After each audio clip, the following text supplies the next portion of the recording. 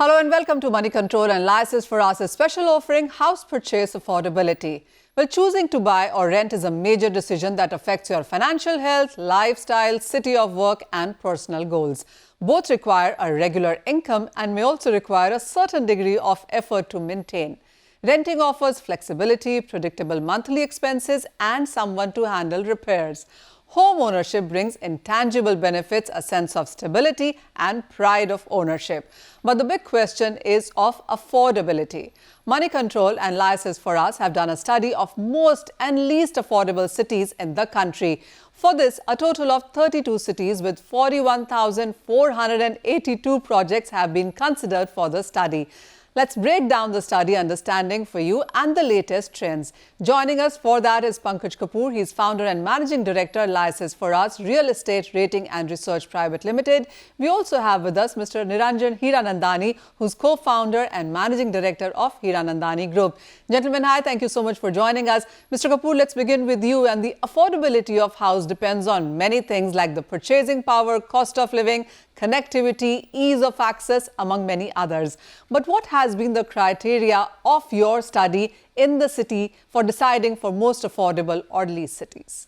So we consider rental yields as a parameter, and rental yield is the reason being is the rental are more representative of the people's purchasing power and capacity to pay for housing. Capital value can be speculatively high or low.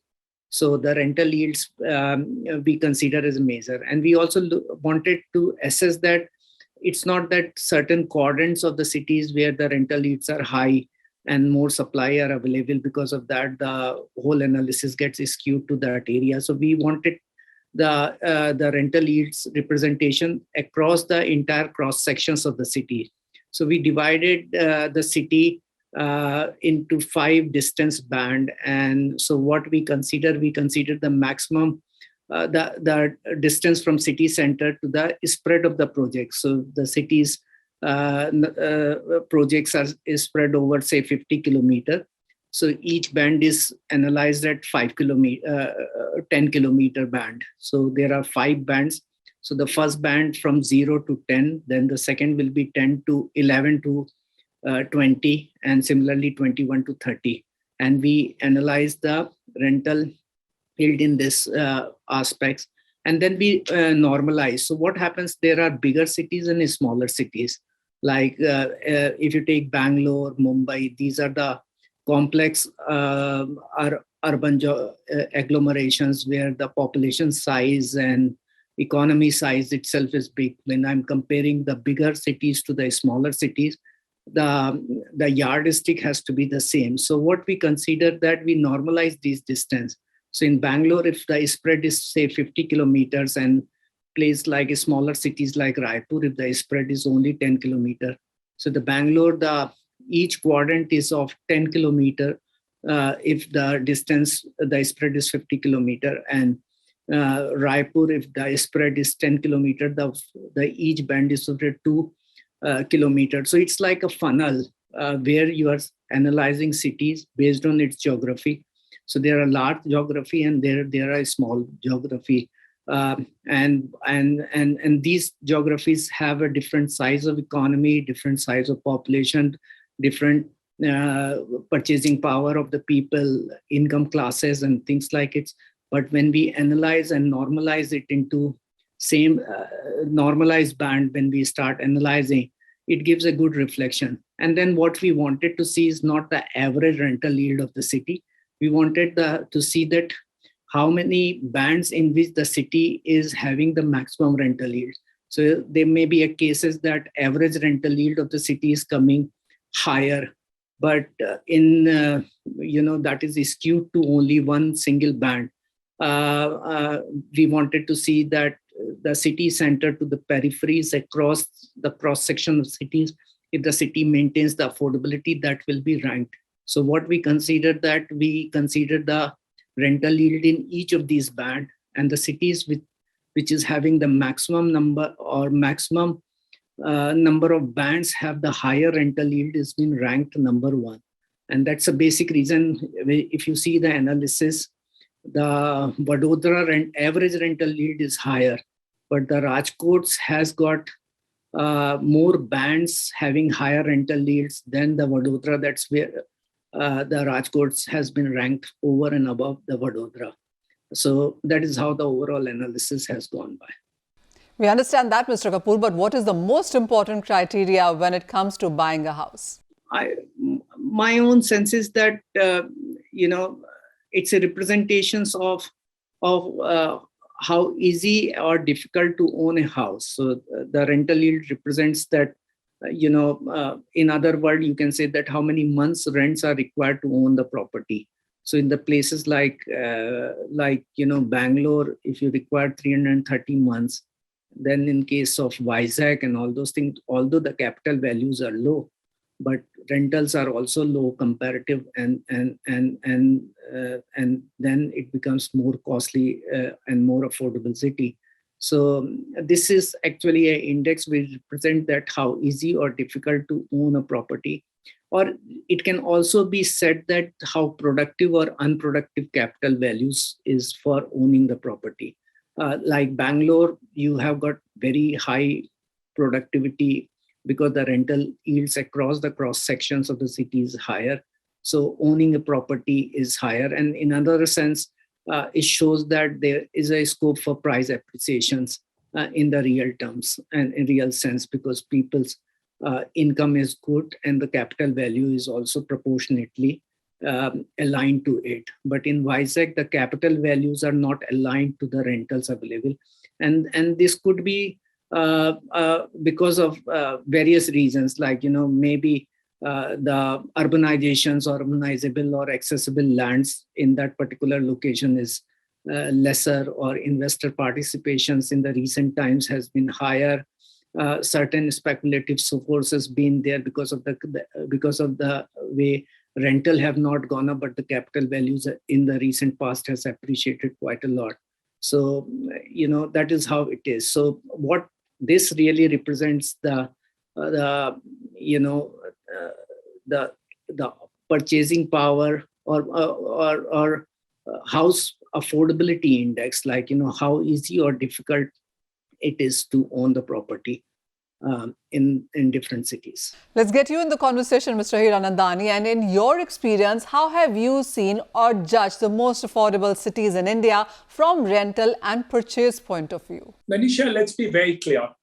Where would you like to stay? In your village where your house is free? Or would you come to live in a Jhopatpatti in Mumbai? Or would you stay in a house in Mumbai which is expensive? Or will you go to a city where the house is cheap but the job is not there? So the persons who take a house in terms of it is not dependent really on the affordability of the house only. It is more about the job opportunities that you get and what you really want to do. So you can almost think that 50% of people who live in Mumbai Jhopatpattis may be having a house in a village and other places, but they come and stay even in Jhopatpattis. Similarly, a person would be willing to pay more rent in Mumbai than in other places like Kolkata, for example, or Bangalore in comparison, or Hyderabad in comparison, or in NCR as comparison to other cities would be more expensive than North India other locations. But why do they come to these cities? Because there are more job opportunities, there is more income levels, there's more luxury, there's better education, there's better health facilities. So the driving force to cities is not only about the rent and affordability of a house, but also this. Yes, but the critical factor, to answer your question directly, cities like Kolkata are definitely seen as cheaper, Bangalore is reasonable, Chennai is also reasonable, Mumbai and NCR is definitely more expensive, but still the driving force is to the metros where the jobs are available. Mr. Kapoor, so where are we looking at new projects versus inventories? Does it adhere to the kind of research that we've done? And also, is it the suburbs or near city centers which attracts the buyers? Bangalore, if you look at both the economic hubs are in the outskirts of the cities, and if you see the commercial office space supply and the IT supply is across the ORR road, and because of that, it interacts well to the inner city as well as outer cities. most of the projects are most in the large cities comes to the outskirts of the market, and it has been growing. Bangalore, in the sense, if you see during this pandemic time, the new launches have reduced, and in the recent upsurge in the sales has really brought down the months inventory to 21 months. So it's also is the most productive inventory overhang as on date across all cities in India. So Bangalore is there, and most of the supply which has been coming in the outskirts. There have been few cases where luxury supplies also come in the city center and inner ring road and surrounding, but majority of the supply comes in the outskirts, and which has been the case in most of these top cities in India. And during this pandemic and from the last 2 quarters, we are seeing good flow of the new launches. Last quarter, we have seen 93,000 units launched, which was highest after the pandemic has impacted in, and my own sense is probably this was the largest ever supply in a quarter, and I see the flow is continuing. So going forward, I see the new supply is also coming by more and more, because during the pandemic, the way the residential market has seen kind of recovery, builders have the confidence, and there are new launches which are coming by. What do you say to that, Mr. Hiranandani? Where are the new projects coming up? Which cities are doing better when it comes to purchases of houses? I think the Mumbai the metropolitan region and Thane, Navi Mumbai, Panvel, that region is certainly doing extremely well. You can see the statistics which have come out, and they are probably, there's been a price point increase, as well as the volumes have increased tremendously. Of course, other cities like Pune, Bangalore, Chennai are also doing extremely well. The tier 1 cities seem to be doing much better just now than the tier 2 and tier 3 cities. Though I think if you look at an overall position, the tier 2 and tier 3 cities have also seen a turn. However, there has been one major change which I am seeing, especially in peripheral of metropolitan cities and tier 2 and tier 3 cities, or even lower down. I see a large number of people moving away from city centers to buy small plots of land, or to buy a bungalow or a row house or something in the periphery or in the other places of city, or maybe even little away. This is a new trend which has taken place post-COVID, especially when the work from home and the ability to be able to communicate through VC, as I'm doing just now, and also be able to work, learn, study, and operate from home. This is a new trend which has happened. So a large number of peripheral areas outside Mumbai region, outside Pune, outside Thane, outside Bangalore, Chennai, a large number of plotting projects are now coming up, which was there before, but not to that extent, Manisha. Mr. Kapoor, if we go with the study, Bangalore, Indore, Rajkot and Vadodara ranked in that order are the affordable cities. But they are such different cities, and so are the buying parameters. How would you break it down, each one? Absolutely. There are different level of complexities when you come to, Bangalore, if you look at it's a city which have seen the highest migrations in the last decade, and it has its own urban complexity, it has its own congestions, but somehow the IT infrastructure, since it came around the whole peripheries of the outer ring road, that has really created efficiency in the rental and the capital values that is there. But when it comes to the Indore and Vadodara and Rajkot, these are comparatively much smaller cities, and they are highly dependent upon the secondary industries. IT driven economy is very limited. So you have primary and secondary industries. Majority of the people work into either secondary industries, or they are in the administrative jobs with the government jobs and things like it. But the city's efficiencies is good. So if you look at Indore, also ranks #1 smart cities and cleanest cities in India. So it also shows that the the spatial efficiencies is also very good in Indore. So as a case of Vadodara and Rajkot, the distribution of economy and people are well placed, and these are the smaller cities, so that capital values also maintains quite well. That's the reason there's no one yardstick through which you can really do assessment and say that because of these reasons the city has the efficiencies, or because of this the city does not have efficiency, because the rental yields as a measurement has two value. One, this is nominator has rental and denominator has capital value, and they are dependent upon several parameters. Could be the size of the economy, the migrations, the available accessible land, type or the type of industry which is taking the dominance. Because of that, the income density is very different.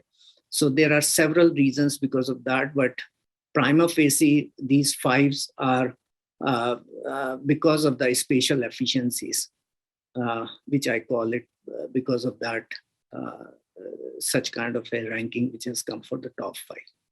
Okay, that point is well taken. But Mr. Hiranandani, I want to come to you, and I want to take to what you spoke earlier about the commercial and the residential properties. Let's also move from affordability to better investment in these cities also. So what kind of projects do you see doing better, and what would you advise? The buying of the houses has certainly gone up. I mean, post-COVID, people are going in for buying their own house. Number one, you have to remember, Manisha, that at the end of the day, the social security for a person at old age in India without a house, a person has no social security. There is nothing like good pensioning plans and other things to there. So if you don't have a house, with inflation again coming up its way, if you have not bought a house, you're going to be in a precarious situation. My gut feel is at the end of this year, you're going to see house prices across the board rise by about 10 to 15% at least. The cost of inputs have gone up, the cost of lands have gone up. Governments are acquiring lands at 2 times, 4 times the ready reckoner rate. They are compensating people much higher rates. All this with steel, cement, and other input costs going up, I can only see prices going up. Of course, the fact is also some salaries in some segments have gone up. In some, they have not. But I think IT and other segments, the salaries are definitely going up. Many of the manufacturing units also salaries are going up. So people who have the ability to buy are certainly going back into the buying spree, which was not there much earlier. But now people do feel that post-COVID, that it makes sense to buy a house and not only rent it. But the younger people still go out and rent a house. But they are younger people who want to not decided where they ultimately want to settle down or which city or which place they will finally stay. So they are reluctant to buy a house and pay stamp duties and other things and close transaction. But I think over a period of time, even the youngsters who had first thought that they would not have to buy a house are buying it. In the COVID times, many of the people rented the house have gone through difficult periods on a rented house as compared to people who own the house. The societies have been a little difficult for them. You wanted to bring your siblings, you wanted to bring your parents, you wanted to bring your grandchildren home. And the societies were kind of reluctant to see that kind of congestion, especially in a rented house, while you wouldn't have that kind of a problem if you own the house. So I think owning a house has come back with a bang, but it doesn't mean that rental housing is not happening. It is. So, Mr. Hiranandani, when it comes to millennials, would you say that they rather would like to rent rather than purchase a house because you don't know where you are going to be going forward? Or has the pandemic changed that mindset? So, if you look at commercial rentals, yields are higher, maybe 7, 8, 9%. And as compared to that, the residential yields are close to between 2 and 4%. So obviously the rental yields are lower, but you have to understand the other aspect of it. Look at the overall real estate business. 80% in India is relating to residential housing. So the demand for residential housing is maybe 4 to 5 times the amount of commercial. And obviously, this makes a world of a difference for the purposes of persons who want to construct or invest into a house.